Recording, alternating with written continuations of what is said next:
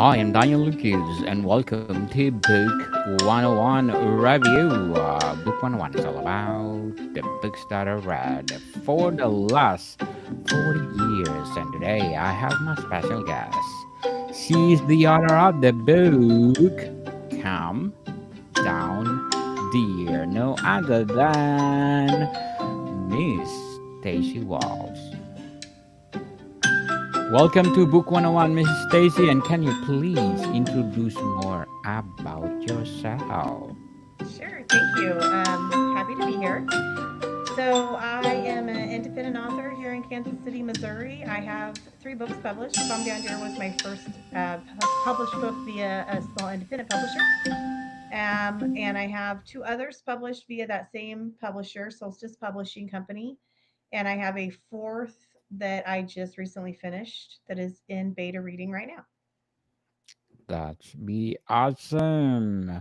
Mrs. Stacy Walls, thank you so much for sharing your talent to the world. So, what is the central message of Calm Down Dear?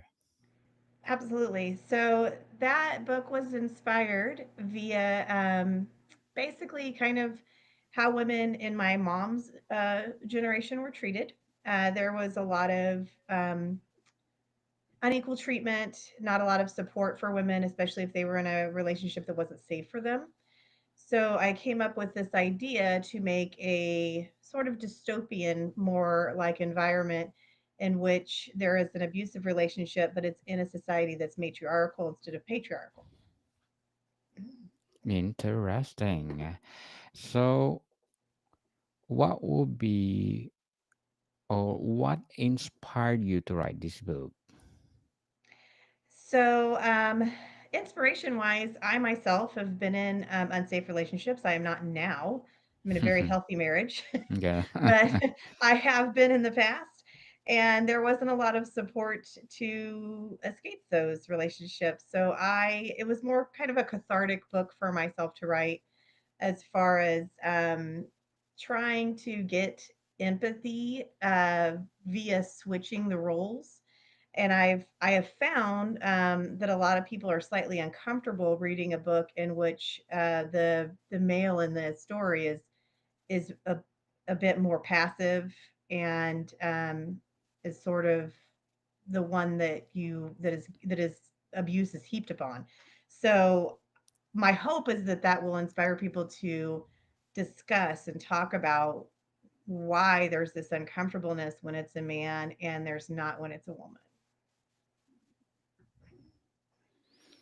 So, Miss Stacy, how does the title reflect the theme of the book? So the title is one of those things that for a lot of women, we've heard this phrase told to us if we're starting to, if we're starting to maybe get emotional, we're Calm told to down. calm down. So every chapter within this book is also titled with something we've been told. In the book, it's just represented or presented to the reader in reverse. Some of the other chapters are, you should smile more. Uh, you're overreacting. You're being hysterical. Those kinds of things that a lot of women, myself included, have heard and have responded to, probably with a certain amount of resistance or anger. And so, therefore, I thought I would be a fun play to make it chapter headings and then have something within the book reflect that, how that feels. So, how does the book say about the phrase "calm down, dear" and its impact?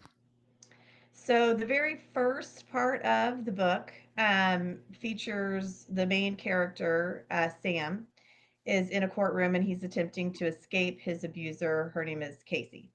And he has had lots of abuse heaped on him throughout his relationship with her. And he is yet again not given the chance to leave the relationship. And so that very first chapter is entitled, calm down, dear, like he is overreacting, and when in fact he isn't. Just relax, take a deep breath. Yeah. So, how does the book explore gender dynamics in conversations and society? So I did have a few people reach out saying that they felt like, well, one, that there was no neutral person shown in the book. This was just because I only had the two characters, and the main characters are in a toxic relationship. So I tried to incorporate a third character that would be more of the neutral person, because a lot of people would read this and say, well, this wouldn't be how a matriarchal society would work. But in reality, in my opinion, any certain person, it doesn't matter gender, doesn't matter, background, if you're getting given enough power within your society, you will have people that will exploit it. You will have people that will, no matter, their background, no matter their gender, they there will be certain aspects of the society that will use it to their advantage. And so within the book, I've tried to make that clear, that this isn't about that. Yes, every woman in this dystopian environment is abusing their partner, because we know we live in a pretty patriarchal environment. We're not all in abusive environments. So it's trying to point out that given enough power, even beyond gender expression, people will exploit it. People will use it to their advantage. Definitely. So, how does the book address the issue of women being dismissed or silenced? So it the book mainly plays a lot more on, not so much now. I think we've made some headway as far as female being women in our world, but it does kind of harken back to maybe the 40s, 50s, 60s, where women could not even have financial independence. They couldn't have a credit card without a husband's approval. They couldn't, necessarily own property. Um, Marriage looked a lot different in that time frame, as far as your autonomy within the partnership. So I tried to keep that theme going throughout the book, except it's in reverse, where Sam unfortunately just doesn't have a lot of resources to get away from his abusive partner. So as much as he's trying to, he wants that freedom. He wants to get away. At this point, they've had children together, that kind of thing. Um, and he's searching for those ways, those resources within his environment. And what he keeps getting met with is that he is the one that's again pushed down, and his power is removed from him or taken from him, and he ends up feeling basically at a loss. How do I get away when every time I try, this is what happens? So, Mrs. Stacy, what real life examples did you provide to support their argument? So I guess within the book itself, some of the stories would be attempting to basically sever a partnership with somebody, or a marriage, like in our current society, without enough proof that you have the right to sever it, without both parties agreeing to the dismantling of the relationship. um, I also added in there aspects of, from like in the I don't want to say a specific time frame, but somewhere in the 40s, 50s, 60s, if women uh, showed too much autonomy, too much that they, wanted to be their own person, they could be sent to insane asylums and have things done to them to correct their behavior. So I do have a section within the book where Sam gets sent to one of these places where they might, use things like electroshock therapy or something of that nature to, lobotomies were also performed, like in years past, to sort of create something that they feel is more in tune with what they how they expect. So in the past, how they expect women to react to society, and then in this book it's how they expect the man to uh, be within the society. They don't want pushback. They don't want any kind of what would you say, like kind of taking over or getting too independent or getting too much power. So they push it down using fear, which is, in my opinion, a pretty common tactic that we is still used today. Fear is an easy emotion to manipulate. So if there's enough of it within a society, you uh, you would likely just conform rather than push back. Certainly. So, Mrs. Stacy, does the book discuss how different cultures perceive and handle emotional expression? I don't get into a lot of different cultures. It's this book has mainly three characters in it, so it doesn't really go too far into territory outside of just the main characters. In fact, when I started the book, I only had the two main characters. There's multiple points of view in the book as far as chapters. Within the first section or the first manuscript I sent out to my beta readers, it only had Sam and Casey, which is the toxic couple, and that didn't hit quite right. A lot of people just felt like it was too much in their face, so I added a third person, Mindy. So there's really only three points of view. And Mindy is actually in a healthy relationship, happens to be a same sex relationship, but that's the only other point of view I give. So I don't go into a lot of like how are other countries faring during this time of this made up section of a society. So, Mrs. Stacy, what would be your advice for those people out there want to write their own novel? Um, my advice would be to do it. Do it. Obviously, Yes. do it for sure. Go for it. It's daunting. It's scary. You're going to get feedback that you won't like. You're going to be told no more times than you can count as far as trying to publish. If you can find some place that supports you, I happen to find a small independent publishing house that does support me. Um, there's also self-publishing, and we there I did find like a really great community within Kansas City that really helps indie and self-published authors. So find your people. Um, Sit down and just get the story out. I have a specific kind of, I guess, formula for when I'm writing, and it doesn't always work for everybody, but just getting your story out there, and then make sure you're ready to fight for reading it 5,000 times so that you can really polish it before you send it out. You'll be sick Five of reading it when thousand. you're done. 5,000 times. True. Yeah. So, what would be your short term and long term goals in writing? So short term, I have a new art or a new book that I just finished. Kind of my last final read through that I sent out to beta readers actually just today. Short term with this book is I would really love to get it into a larger publishing house just for more visibility. That's really the only way you can get visibility is to really find one of those big five to take your work on, which means you typically have to have an agent. So I'm going to try that route again. This will be my fourth time trying. Um, you do have to kind of develop a thick skin. You're going to be told no a lot, and that's okay. Long term, yeah, I hope I keep having ideas to write about. I always wait till my current manuscript is done before I let a new idea kind of come into my head. I try to push them all away until then. So I hope that new ideas just keep popping in there. So, Miss Stacy, how did you use humor or sarcasm to make your points in Calm Down Dear?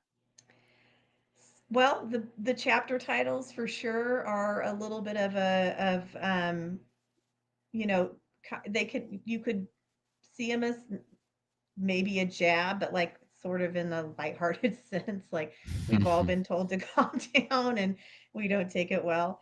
Um, so I tried to keep that in there. It is heavy material in this particular book, so I'm not sure that I was able to get a lot of like my own humor in it. I tried. I know that's one concept I've been working on in future novels is to really be able to have some lightness in the book because I tend to write rather dark, and everybody needs a breather from that, from what I can tell of people who have read the book.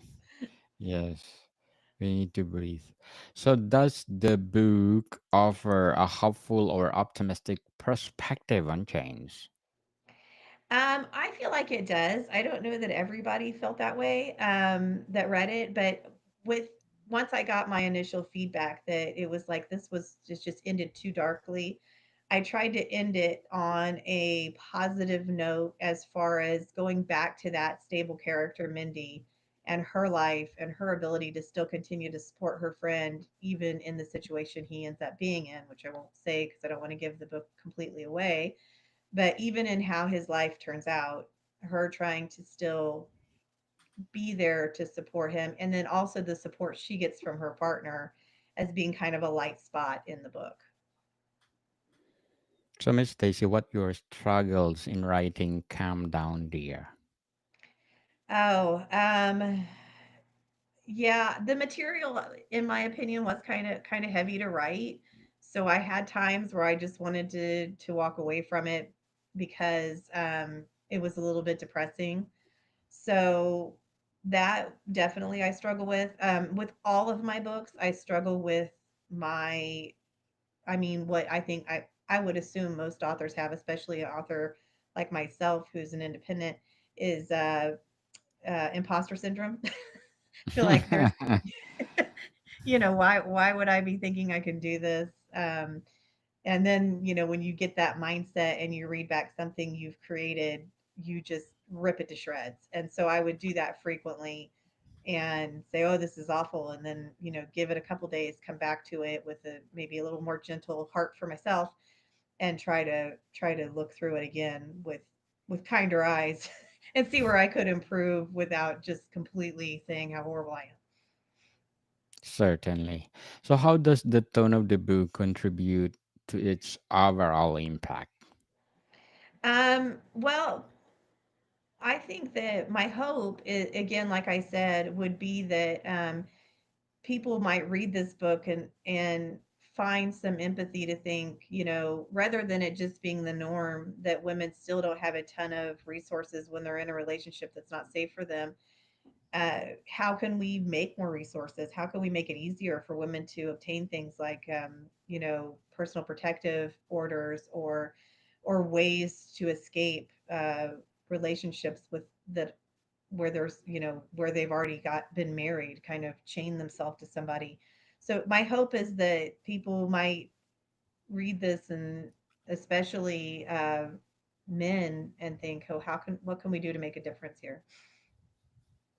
To make difference. Hmm. So to wrap up our discussion for today, Mrs. Stacy, before that, I'm inviting you to please do listen to my other podcast, my Hmm. baby podcast, a new one, Mental Health 101. And this podcast is created, of course, to empower mental health awareness. So please do listen. Mental Health 101, wherever you listen your podcast. So what is the most powerful takeaway from Calm Down Dear? um Gosh, I would say it's, if you're coming from a perspective as a friend of somebody that is in an unfortunate situation, to just be that support and to not walk away from them even when you may want to, because that, somebody that's in that kind of scenario can push away, can try to close in on themselves. So to leave with a positive note, I would say if you're friends with someone in that scenario, stick with them, and just be there, and even if it's just being there waiting until they need you the most. Definitely. I think you need to do a sequel for this, Miss Stacy. Say, Maybe I will. yes, and I will suggest relax, take a deep breath. Calm down, dear, relax, take a deep breath.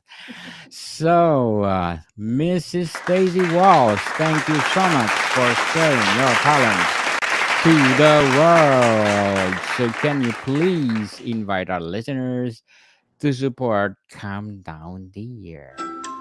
Absolutely.